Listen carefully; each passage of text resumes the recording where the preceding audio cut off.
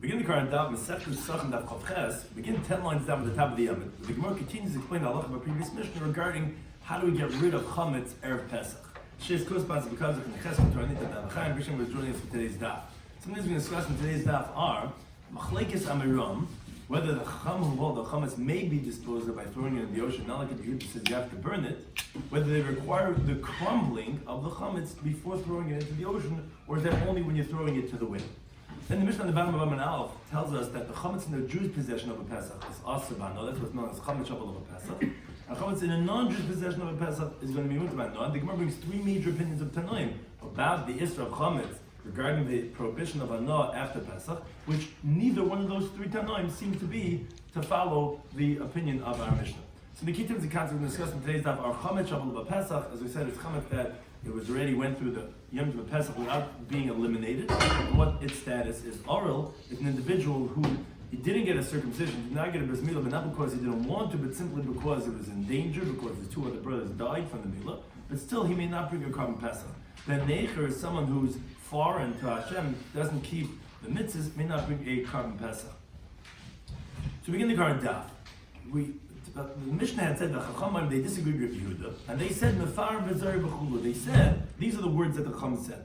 They said, af mefar, you could also crumble v'zari l'ruach and throw it to the wind, oi mata liyam, or throw it into the ocean. Now, the following question: Heichi kama, what is the Chacham saying? As the Gemara explains, what the words oi mata liyam, what's it going back on? Do you read it like this? Mefar b'zer l'ruach, you crumble the bread, you throw it to the wind. Umefaru mataliyam, meaning the mefar is going not only on the wind, but it's also going when you're throwing it to the water. Aydemo, maybe no. Mefar b'zer l'ruach. Only specifically when you're throwing it to the wind, you need to crumble the bread, because you might throw a whole loaf of bread and someone else is going to find they're going to eat it. When you're throwing it to the water, you can do it as it is, because it anyways gets ruined, gets all wet and dissolves by itself in the water. So the question is, when you're saying this, mefar, is that only going on the first statement of Zer Ruach, or even on Matzaliyah? That's the Gemara's question. Now the Gemara says this same question can be asked somewhere else. It's not Namigav Avodah Zarah Ki'agav. We have a similar Mishnah in the sentence of Avodah Zarah regarding idolatry. Rabbi Yisrael, his opinion is, Sheichik, what you do is you crumble the Avodah Zarah, the Zer Ruach, and you throw it to the wind, oi Mataliyah, or you throw it into the sea. So again, Rabbi did the same question. What's the Mishnah they're saying? Is it sheichik v'zer l'ruach, you crumble that with the zar and you throw it to the wind, and v'sheichik v'mataliyam, and when you're throwing it to the sea, you also have to crumble it and throw it into the sea? Like Dilma, maybe no. Sheichik v'zer l'ruach, yes, you crumble it and you throw it to the wind. Avamataliyam, when you're throwing it to the sea, be'enei, as it is, when it's in the sea, you don't have to crumble it. So we have actually machlekes amiram, says we're saying this befar and the sheichik regarding the mataliyam or only zar l'ruach. So the Gemara brings two opposite opinions. I'm a Rabbah, which the Gemara ends up saying it's not so opposite. But Rabbah says, Mistabra, it's logical like this. Avodah Zarah, regarding idolatry, when you're throwing it to the sea, you're throwing it to the Dead Sea. Which Tyson points out, by Avodah Zarah, you find many places in Shas, as we brought previously in the previous stuff, we always say, throw it to the Yam HaMelech. So therefore, generally, when we're saying by Avodah Zarah, you're throwing it to the Yam, it means the Yam HaMelech. So we could presume an interpretation of the Mishnah and Sechs of Avodah Zarah that for when you throw it to the sea, that loy b'yashchike, you don't have to crumble it because no boats are passing by the Yam HaMelech anyway. So therefore, there you would say the befar is only on the Zer L'ruach. Whereas chametz, in regards to our Mishnah, the l'shar is ka'azal, where you throw the bread wherever it is. Hashlich lachmocha al pnei hamayim, whichever water you throw it out there, so then boim pir, then actually you would have to crumble it, because maybe some boats can be passing by, and there's going to be a nice big challah that's going to be floating on the water, and they're not going to realize that this is chametz shabbat, but that's going to be forbidden chametz, and therefore, if they're throwing it out to any other river, you have to crumble. That's the opinion of Rabbah. Which only Rabbi Yisrael says to him, no, Adrabah, to the contrary, ipchum istaber. It sounds like the opposite, which Tosfos says, it's not really opposite, but he's saying seemingly the opposite. Avodah Zarah regarding idolatry, that it's a piece of metal, it's a piece of wood, it's not going to get dissolved by throwing it into the water, then by shchika. Then you have to crumble it before you throw it into the sea. So he's actually saying the Mishnah Avodah Zarah, not like Rabbah, that they're actually, when you're throwing it to the sea, then you have to, even though Tais explains that he agrees by Yam HaMelech, but He's saying that you throw it into any body of water, then you would have to crumble it.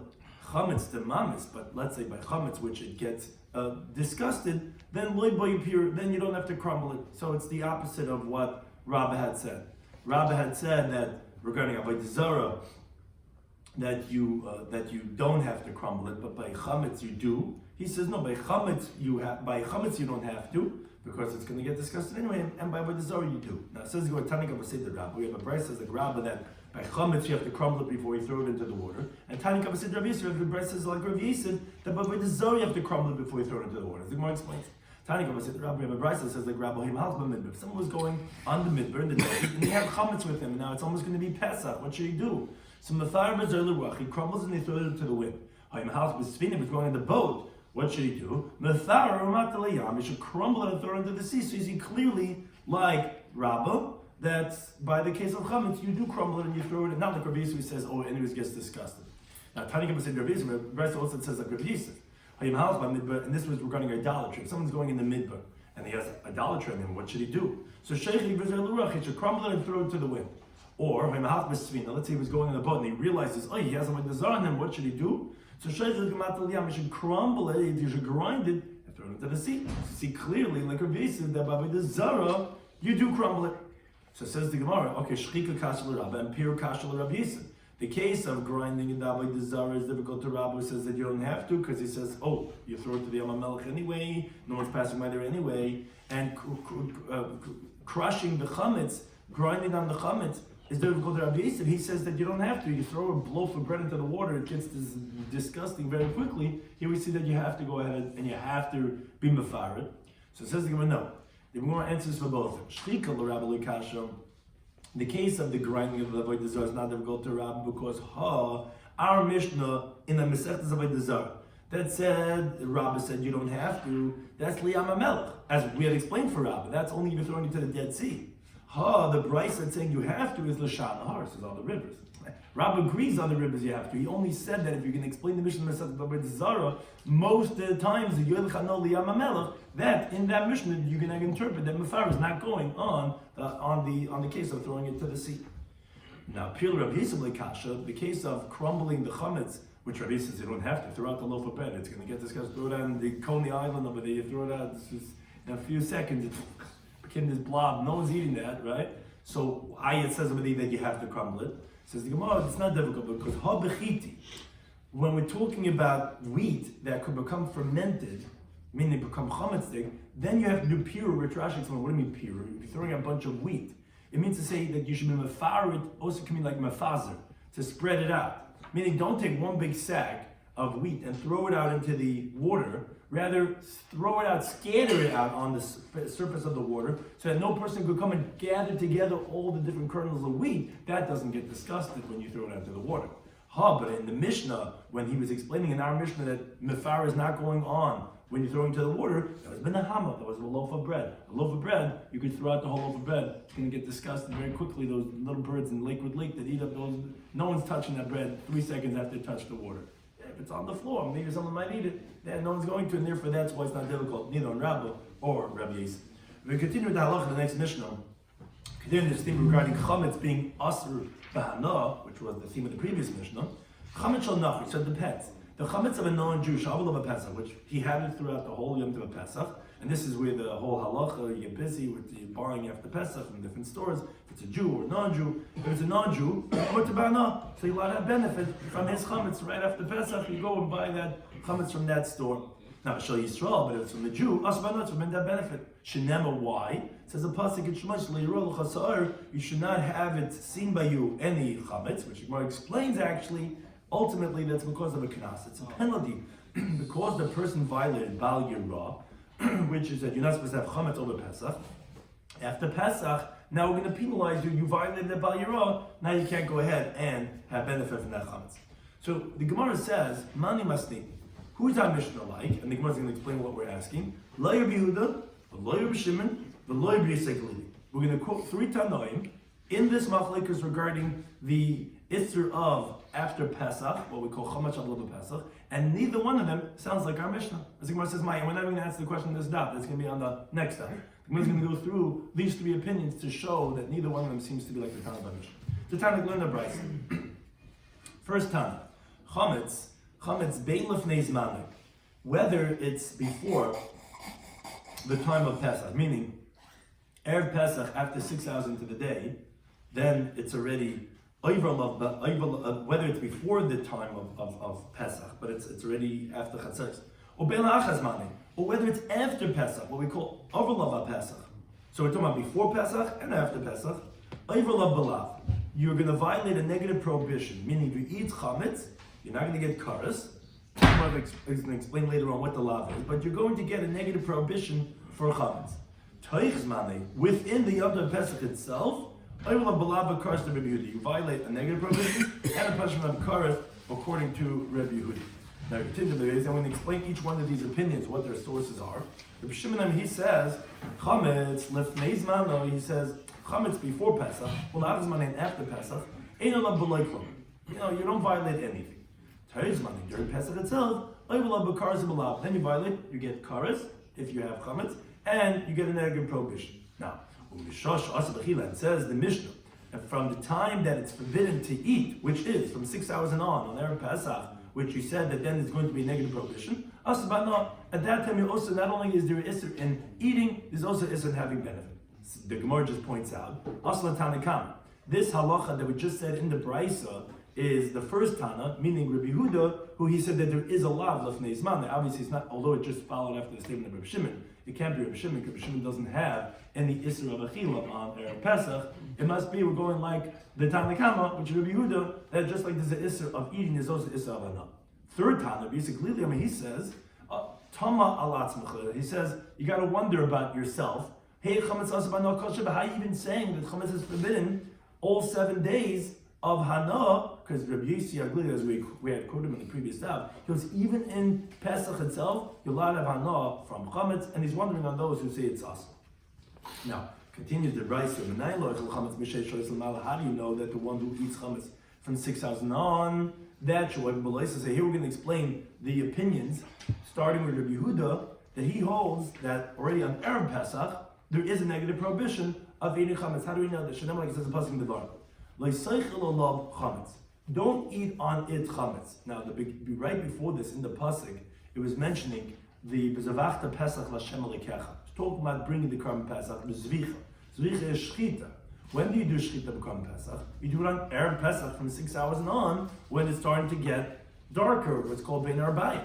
So Div Rabbi Yehuda, so you see according to Rabbi Yehuda, which is his opinion, that lefnei zmanoi, which is on Erev Pesach after Chatzos, you're already over on the lav of eating and having hana from chametz. Now, which Amalei Shimon who disagrees with Rabbi Yehuda, he says, what? Is it really possible to say this, that it's going to be an issur of chametz even on Erev Pesach, what we call lefnei zmanoi at the time of shchita? But the pasuk already says, chametz, don't eat on it chametz. Shivas yom teichel olav matzahs, on it eat matzahs. When do you eat matzahs? You eat it only on Pesach, not on Erev Pesach. It seems to be equating in the pasuk, when you eat matzah, that's when you're going to be forbidden in chametz. So that's not Erev Pesach. The olav is not on the time of the shechita on Pesach. It's on the time of when you eat matzah. And what do you mean, chametz? Isn't that going back on what we said from the previous part of the pasuk of the time of the shechita on Pesach? No, it's like he's explaining at a time when you have the commandment to eat matzah, which is the second half of the pasuk. That's when you have the prohibition of eating chametz. When you don't have the mitzvah of eating matzah, which is lefnei zmanei, what we call Erev Pesach after Chatzos, in Baltei Chametz, no, then that's not, don't interpret olav going on the pasuk before that of zavachta of when you're slaughtering the korban Pesach. No, you see clearly from the comparison of the pasuk that it's going to be specifically only once the night comes when you have a mitzvah of eating matzah. That's when you have the issur of eating chametz. Now, fine, but now the Gemara goes through. That's the end of the Brisa. Now the Gemara goes through my time of Yehuda. What's the reason of Yehuda that he says that there is an issur lefnei zmanei, la'achar zmanei, and toich zmanei. That before Pesach, after Chatzos, after Pesach, which obviously what we call chametz rabban Pesach. Obviously, there's no problem about eating chametz after Pesach. You go to the pizza store and you get chametz. No issur. La'achar zmanei means if it was left over Pesach, and toich zmanei is during Pesach itself. So it says the Gemara because classic kroik CD. There's 3 psukim that Yehuda expounds, and each one is going to tell you each one of these man. which is the first one is a pasuk in Shmois, lo ya'achol chametz, chametz cannot be eaten. We have another pasuk that says b'chol machmetzes lo yisechelu, that any chametz should not be eaten. And we have a pasuk in the bottom, lo yisechelu of chametz, don't eat on it chametz. These three psukim tell you Chalav Nezmani. One is to tell you before Pesach, after Chatzos. The Chalav Achazmani, one's telling you after Pesach, which is Chametz Shalom Pesach. The Chalav Nezmani, I want to tell you during Pesach itself. Now, but then the Gemara says, Rabbi Shimon, who he only says the problem is only during Pesach itself, but there's no Isser before and after Pesach. What does he do with the other two psukim that Yehuda brings? Oh, says the Gemara, he learns that other things. Chad L'Tezmani. Yeah, okay, one pasuk will tell you, which is Lo Yisechel of Chametz. He's going to tell you that during Pesach itself. And that's what he says, you compare chametz to matzah, just like matzah is going to be eaten only on Pesach, and that's when you're going to have the Isra of chametz. Now, what does it do with the other two psukim? It says the Gemara, b'chol machmetzes, mibayilei the pasuk of b'chol machmetzes, he needs you to teach you something else. Like in the time, like learn the brisa. Ainly elishon is chametz me'elav. I would only know if something became chametz by itself. Machmetz dava'achim minayin, if it became chametz through something else, how do I know that that's also going to be a problem with chametz? Tamalema, kol machmetzes lo yisechelu, which the first one explained that it's not really the understanding of the pasuk. It's a yitur, it's an extra pasuk. That even if it became fermented through something else, it's not intrinsically a chametzik thing. Still, now it became chametzik, it's going to be something that's going to be forbidden to be eaten. That's what we need the pasuk for. And what's with the other pasuk, lo ya'achol chametz, that chametz should not be eaten? He needed to teach something else. Like Tanakh in the Brayso, basically, he says, how do we know that the Pesach in Egypt, in the biblical story, she'ein chimutzi noyeg, that the Isra of chametz was only applicable, that is, that they didn't have an Isra of chametz Eli Yomech only one day. Tam a limit. Lo ya'achol chametz says the chametz should not be eaten. V'samach lei, and it says Hayim atam yitzim, today you're going to go out, which is today you shouldn't eat chametz, and that's what the pasuk comes to teach you. So there's no extra two psukim to teach you. Lefnei zmanei and la'achar zmanei. But then the Gemara says, okay, Rabbi Yehuda machmas davar acher. So now again, Rabbi Yehuda needed the two psukim to teach you lefnei zmanei la'achar zmanei. Rabbi Shimon used the two psukim to teach you two different halachas. One is if it becomes chametz through something else, and one regarding Pesach Mitzrayim. Now, where is Rabbi Yehuda going to know those two ideas if he's already using the psukim to tell you what's nisman and lachas money? So it says in Rabbi Yehuda, "Machas do'achad," to tell you that this chametz applies even if something became chametz stick through something else. Min no lei. Where does he know that that also includes the issue of chametz? So says in the fact, it's the terminology. It's not the pasuk itself is teaching you lefnei zman and la'achas man, but the terminology of machmetzes tells you that. Even it doesn't use the regular terminology as Sa'ir Chum, it says Machmetzes, to tell you that halacha. And moreover, the Rabbi Shloimy, how does he know Rabbi Shloimy's biblical narrative concept that in Pesach Mitzrayim the Issa Chametz was only one day? If you want, you could say Midisamach Lehayim. It's not from the pasuk itself. The pasuk itself is teaching you another Issa of Lifnei Zman Alachas Zman. But the fact that the Smichas Apsukim, that it said near the pasuk of Hayim, that will tell you that, but it's only us today, one day in Pesach Mitzrayim, but not all the days.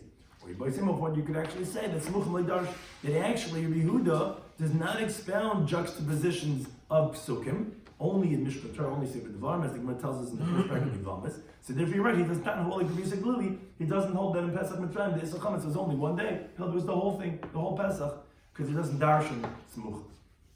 Now the Gemara goes back to explain the Brayso Amamar. The Brayso had said, how do we know that someone that eats chametz after 6 hours and Erev Pesach, there's going to be violated negative prohibition, like it says in the pasuk, which Rabbi Yehuda understands it to go as the simple understanding of the previous part of the pasuk, which the Pesach is going on when you slaughter the korban Pesach, and then we're saying that that's when chametz should not be eaten, which is what we call lefnei zmanei, already even before Pesach. Shimon says to him, how can you say that? For like the pasuk already says in this pasuk itself, you should not eat on it chametz 7 days you should eat matzahs, which is telling you that when you cannot eat, when you eat matzah, that's when you can't eat it chametz. So says the Gemara, what is Rabbi Yehuda going to do with what Rabbi Shimon telling us? You see clearly that it's specifically only at nighttime when you eat matzah that's when chametz is forbidden. How could he explain that Erev Pesach is already going to be forbidden to eat chametz when the pasuk is comparing chametz to matzah? Just like matzah only on Pesach. You would have three psukim before. It says my time Rabbi Yehuda was three psukim, right? Right. And there was one of those was to learn Erev Pesach. Right. But this pasuk itself, I thought he changed his pshat. I didn't know he would learn. Right. So right. Yeah. Good question. But the Gemara is saying that in this interpretation itself of Allah, he seems to be saying it's going about on Erev Pesach. So it says the Gemara, what he would tell you is that no, that pasuk that Shivas Yom Teichel Matzahs is not coming to equate the Isra of Chametz and Mitzvah of eating matzah. Rather, it's coming to equate the eating of matzah to the prohibition of Chametz, or the Hekesh is going the other way. Which just sounds like that's the Gemara's question. The Gemara seems to be saying, how could you say there's Isra of Erev Pesach when you see from here that it's only at that time? And he's saying that no, the Pasuk is not teaching you that. Hence, yes, you don't see Erev Pesach. He has his other Pasuk. That just sounds like that's a pshat. Yeah, he has an extra Pasuk, but the Pasuk is telling you it's only that. And that's how, what's he going to do with that? No, it's not teaching you that. It's not comparing Isra Chametz to eating matzah. It's comparing matzah to Chametz. And then, okay, fine, from that pasuk we'll only know in Pesach itself. Then I'll have the extra pasuk to tell you that it's even going to be Erev Pesach. But he says it's not true. It's coming to be l'kavah. It's coming to equate and to cement the eating of matzah. It should be a chayva, an obligation for generations, as long as you're also prohibited to eat chametz, which is afila bazman hazeh. Even in today's times when there is no korban Pesach, who da'asa, that's what's coming to teach us. So, in other words, you would have thought to say, it says, al matzah merem yechlu, it says in the Torah that the korban Pesach should be eaten with the matzah and the maror. So if there's a korban Pesach, then you eat matzah, but if not, you're not going to eat it. Oh, that's what you needed to tell you. No, but the pasuk compares the eating of matzah to the prohibition of chametz. The prohibition of chametz applies even today, it has nothing to do with the korban Pesach, and that's what's going to teach you. So it's the other way around. It's not comparing the chametz to the matzah, it's comparing the matzah to the chametz. It says, okay, now we go back and forth from Rabbi Shimon. So to tell you that there's an obligation, even bezman hazeh, and not only where does he know that you eat matzah even bezman hazeh? It says, you learned from a different pasuk. It says in Shemais, be'erev teichlu, be'erev teichlu matzahs. In the evenings you're going to eat matzahs. That's an extra pasuk because you already said a matzah merim lo yichlu. What are you learning from be'erev teichlu matzahs? This pasuk doesn't mention matzah together with korban Pesach. Yeah, the evening of the Seder night you have to eat matzah. Now it says Gemara, Rabbi Yehuda. Wait a second, he already knows it from the other pasuk. So, mibayle, what does he do with this be'erev teichel matzahs? He needs it l'tameh. For someone who is tameh v'shoy v'derech harchayk, always very far away from the base of Mikdash, that even though he doesn't bring the korban Pesach, he still has to go ahead and eat matzah. Why? What do you have to tell me that? So, you would have thought to say, since he's not eating the korban Pesach matzah more nechel, he also is not obligated to eat matzah and mar because the pasuk puts them together. A matzah mer mechlu, kamash malan. That's when you bear techel matzahs to say that even tam derech rocheka has to eat matzah. Okay, now we go back to the other time. Rabbi Shimon, Tamei b'shoy b'derech rocheka. Someone was telling me it was very far away. What does he do? Where does he know that from? It says the Gemara lo yitzchra. He doesn't require a pasuk to tell you there's michayv matzah. Why not? Doesn't it put matzah merim mechlu?